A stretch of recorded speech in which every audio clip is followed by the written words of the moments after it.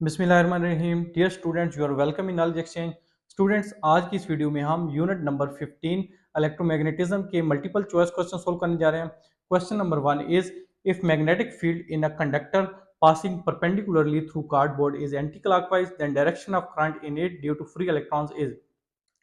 अगर एक कार्डबोर्ड से हमारा पास करंट कैरिंग कंडक्टर पास कर रहा है और जो मैग्नेटिक फील्ड हमने एंटी क्लॉकवाइज अप्लाई किया हुआ है इस कार्डबोर्ड के, तो ये बताएं फ्री इलेक्ट्रॉन्स की वजह से जो करंट होगा उसकी डायरेक्शन क्या होगी। तो डायरेक्शन जो करंट की है वो हम राइट हैंड रूल से फाइंड कर सकते हैं। राइट हैंड रूल हमें क्या बताता है, अगर मैग्नेटिक फील्ड की डायरेक्शन पता हो तो हम करंट की डायरेक्शन फाइंड कर सकते हैं एंड वाइस वर्सा। तो इसमें हमारे पास राइट हैंड रूल में ये होता है कि जो हमारा थंब होता है वो करंट की डायरेक्शन को इंडिकेट करता है और जो हमारी फिंगर्स होती हैं जब उनको हम कर्ल करते हैं तो वो बेसिकली मैग्नेटिक फील्ड लाइंस को शो करती हैं। तो जब हमारे पास करंट जो है वो अपवर्ड डायरेक्शन में होगा तब हमारे पास मैग्नेटिक फील्ड जो है वो एंटी क्लॉकवाइज डायरेक्शन में होगा। तो इस क्वेश्चन को जो राइट आंसर बन रहा है वो है option C, upward. So option C is correct answer. Question number 2 है according to right hand palm rule fingers indicates. तो सबसे पहले आपको राइट हैंड पाम रूल पता होना चाहिए। ये मैं आपको एक फिगर जो है वो शो कर रहा हूँ। देखें यहाँ पे आप देख सकते हैं कि जो हमारे पास थंब है वो बेसिकली करंट को शो करता है और जो हमारी फिंगर्स होती हैं वो मैग्नेटिक फील्ड को इंडिकेट करती हैं और जो हमारे पास पाम है हमारा वो डायरेक्शन ऑफ फोर्स को जो है वो रिप्रेजेंट करता है। तो इस हिसाब से हमसे जो क्वेश्चन में पूछा गया वो ये पूछा गया according to right hand palm rule जो फिंगर्स हैं हमारी वो किस चीज को इंडिकेट करती हैं, तो फिंगर्स हमारी इंडिकेट करती हैं मैग्नेटिक फील्ड को। So option D is our correct answer. Question number 3 है direction a conductor is placed horizontally direction of current in it is in east magnetic field is out of page perpendicular to conductor what is direction of magnetic force on the conductor. एक conductor को horizontally हमने place किया हुआ है और जो इसमें current की डायरेक्शन है वो ईस्ट डायरेक्शन है, magnetic field out of page है। तो ये बताएं इस कंडक्टर के ऊपर जो मैग्नेटिक फोर्स होगी उसकी डायरेक्शन जो है वो क्या होगी। तो आप ये देख सकते हैं ये हमारे पास डायरेक्शंस होती हैं नॉर्थ साउथ ईस्ट वेस्ट। तो क्वेश्चन की स्टेटमेंट के हिसाब से जो हमने कंडक्टर को हॉरिजॉन्टली प्लेस किया हुआ है इस तरह और जो इसमें करंट की डायरेक्शन है वो ईस्ट है और ये मैग्नेटिक फील्ड हमने अप्लाई किया हुआ है आउट ऑफ पेज। तो अब अगेन हमने मैग्नेटिक फोर्स की डायरेक्शन बतानी है तो राइट हैंड पाम रूल हम यूज करेंगे। आपको पता है राइट हैंड पाम रूल में जो हमारे पास थंब है वो करंट को शो करता है, फिंगर्स मैग्नेटिक फील्ड और पाम जो है वो डायरेक्शन फोर्स को रिप्रेजेंट करता है। तो यूजिंग दिस रूल जो हमारे पास कंडक्टर के ऊपर डायरेक्शन ऑफ मैग्नेटिक फोर्स होगी वो डाउनवर्ड होगी और डाउनवर्ड डायरेक्शन का मतलब है वो हमारे पास क्या होगी, वो साउथ डायरेक्शन होगी। So option C is correct answer. Option C जो है राइट आंसर बनता है क्वेश्चन नंबर 3 का। नेक्स्ट क्वेश्चन है direction of magnetic field inside permanent bar magnet is. Inside permanent bar magnet के इनसाइड जो मैग्नेटिक फील्ड की डायरेक्शन है वो क्या होती है, ये हमसे पूछा गया है। तो ये बेसिकली हमारे पास एक बार मैग्नेट की डायग्राम है। इसमें हमारे पास एक नॉर्थ पोल होता है एक साउथ पोल होता है। तो अगर मैग्नेटिक फील्ड की डायरेक्शन देखी जाए तो ये magnetic field lines north pole से ओरिजिनेट होती हैं और साउथ पोल पे जाके टर्मिनेट होती हैं।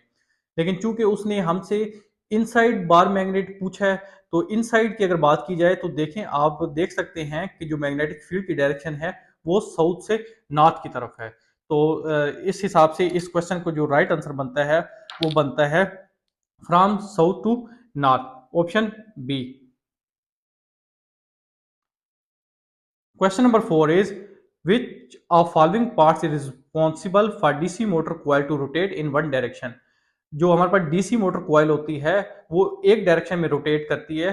तो इन चार ऑप्शन में से बताएं कौन सा पार्ट रिस्पॉन्सिबल होता है इस बिहेवियर के लिए। Load, slip rings, commutators, battery. So option C हमारे पास जो है वो करेक्ट है। कम्यूटेटर्स होते हैं हमारे पास जो डीसी मोटर कॉइल को एक डायरेक्शन में जो है वो रोटेट कराते हैं। Question number 5 is if a coil moves parallel to a uniform magnetic field the induced EMF will be। अगर एक कॉइल जो है यूनिफॉर्म मैग्नेटिक फील्ड के पैरेलल मूव करती है तो जो ईएमएफ इंड्यूस्ड होगी वो क्या होगी, उसकी अमाउंट जो है वो क्या होगी। तो इसका सॉल्यूशन जो है कुछ इस तरह से है। चूंकि कॉइल जो है वो यूनिफॉर्म मैग्नेटिक फील्ड के पैरेलल मूव कर रही है सो जो मैग्नेटिक फ्लक्स एसोसिएट होगा इस कॉइल के साथ वो जीरो रहेगा, वो चूंकि टाइम के साथ मैग्नेटिक फ्लक्स जो है जो कॉइल से एसोसिएटेड है वो चेंज नहीं हो रहा, लिहाजा जो इंड्यूस्ड ईएमएफ होगी कॉइल के अंदर वो जीरो होगी। So zero is our right answer, जो कि ऑप्शन बी बनता है। Question number 6 is the device which converts mechanical energy into electrical energy. ऐसी डिवाइस जो मैकेनिकल एनर्जी को इलेक्ट्रिकल एनर्जी में कन्वर्ट करती है उसे क्या कहते हैं? मोटर, जनरेटर, थर्मोकपल या बैटरी? तो जनरेटर हमारे पास ऐसी डिवाइस होती है जो मैकेनिकल एनर्जी को इलेक्ट्रिकल एनर्जी में कन्वर्ट करती है। So option B generator is our correct answer. Question number 7, step up transformer increases. जो स्टेप अप ट्रांसफार्मर होता है वो किस चीज को इंक्रीज करता है? करंट को, पावर, एनर्जी या वोल्टेज को? तो जो हमारे पास ट्रांसफार्मर होते हैं चाहे वो स्टेप अप हो या स्टेप डाउन हो, तो इनका ताल्लुक जो है वोल्टेज के साथ होता है। तो step up transformer basically voltage को इंक्रीज करते हैं। Option D is correct answer. Similarly अगर आपसे पूछा जाए स्टेप डाउन ट्रांसफार्मर जो है वो क्या करते हैं, वो डिक्रीजेज, तो वो भी वोल्टेज होगा। स्टेप अप वोल्टेज को इंक्रीज करते हैं, स्टेप डाउन वोल्टेज को डिक्रीज करते हैं।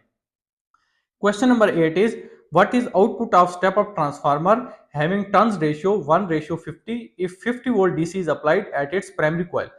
हमारे पास एक स्टेप अप ट्रांसफार्मर है जो उसकी जो टर्न्स रेशियो है प्राइमरी और सेकेंडरी कॉइल के जो नंबर ऑफ टर्न्स है वो 1:50 है। अगर 50 वोल्ट डीसी हम अप्लाई करते हैं इसकी प्राइमरी कॉइल पे, तो ये बताएं कि इस ट्रांसफार्मर के, इस स्टेप अप ट्रांसफार्मर के सेकेंडरी कॉइल पे हमें कितनी आउटपुट मिलेगी।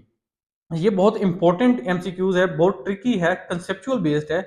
तो आप कोई ना कोई वैल्यू इसमें आंसर कर देंगे तो मैं आपको स्टूडेंट्स बता दूं इसका आंसर जो है वो जीरो है, ऑप्शन सी।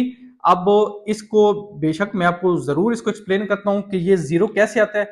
देखें, इसमें कंसेप्ट ये है कि अगर डीसी हम अप्लाई करते हैं तो आउटपुट हमारे पास जीरो हो जाएगी, क्योंकि ट्रांसफार्मर जो है वो सिर्फ एसी के लिए वर्क करता है, ट्रांसफार्मर जो है डीसी पे वर्क करता ही नहीं है। तो इसमें ये कंसेप्ट था, और क्वेश्चन में उसने कहा था कि अगर डीसी अप्लाई करते हैं, तो आपने कंफ्यूज नहीं करना अपने आप को, ठीक है स्टूडेंट्स। नेक्स्ट क्वेश्चन है if magnet is move towards coil is with uniform acceleration magnitude of induced EMF in the coil. अगर एक मैग्नेट को हम जो है कॉइल की तरफ मूव करते हैं, कॉइल के करीब मूव करते हैं यूनिफॉर्म एक्सेलरेशन के साथ, तो जो ईएमएफ इंड्यूस्ड होगी कॉइल में उस पे क्या, उसकी मैग्नीट्यूड पे क्या इफेक्ट होगा? तो जो ईएमएफ की, जो इंड्यूस्ड ईएमएफ की मैग्नीट्यूड है वो इंक्रीज करेगी। Option A is correct. Similarly अगर इस कॉइल को, अगर आप मैग्नेट को अवे मूव करेंगे कॉइल से, तो जो ईएमएफ है उसकी मैग्नीट्यूड जो है फिर डिक्रीज करेगी। क्वेश्चन नंबर 10 और ये लास्ट एमसीक्यूज है इस एक्सरसाइज का। A transformer has 100 turns in the primary. एक ट्रांसफार्मर है उसके number of turns primary coil के 100 हैं और सेकेंडरी के 500 है। If 6 volt is applied across its primary the voltage induced across its secondary would be. अगर प्राइमरी कॉइल पे हम 6 वोल्ट अप्लाई करते हैं तो जो सेकेंडरी कॉइल पे जो हमारे पास वोल्टेज प्रोड्यूस्ड होगी या इंड्यूस्ड होगी वो कितनी होगी? तो इसके लिए आपने जो है वो फार्मूला यूज करना है N S divide by N P equal to V S divide by V P. ये नंबर ऑफ टर्न्स और जो वोल्टेज है इनके अक्रॉस जो है ये रिलेशन होती है। पी जो है प्राइमरी को शो कर रहा है, एस जो है सेकेंडरी को शो कर रहा है। N P means number of turns of primary coil, number of turns of secondary coil, ये दोनों हमें गिवन है। ये वीपी जो है प्राइमरी कॉइल की वोल्टेज है, ये 6 वोल्ट गिवन है, और सेकेंडरी वोल्टेज जो है, सेकेंडरी कॉइल की जो वोल्टेज है वो हमसे पूछी गई है। तो ये फार्मूला आप यूज करेंगे, एन एस एन पी की वैल्यू पुट कर दी, वीपी की वैल्यू पुट कर दी, वी एस अननोन है तो यहाँ से वी एस आ जाएगा 500 मल्टीप्लाई बाई 6 डिवाइड बाई 100। तो जो सेकेंडरी कॉइल की जो वोल्टेज होगी, जो इंड्यूस्ड होगी सेकेंडरी कॉइल पे, वो 30 वोल्ट होगी। तो स्टूडेंट्स उम्मीद है आपको ये एमसीक्यूज अच्छे तरीके से समझ आ गए होंगे। अगर आपको कोई क्वेश्चन हो तो कमेंट सेक्शन में जरूर बताएं। हमारे चैनल पे नया है तो चैनल को सब्सक्राइब कर दें, वीडियो पसंद आए तो वीडियो को लाइक शेयर कर दें। अपना बहुत ख्याल रखें, मिलते हैं नेक्स्ट वीडियो में, तब तक के लिए अल्लाह हाफिज।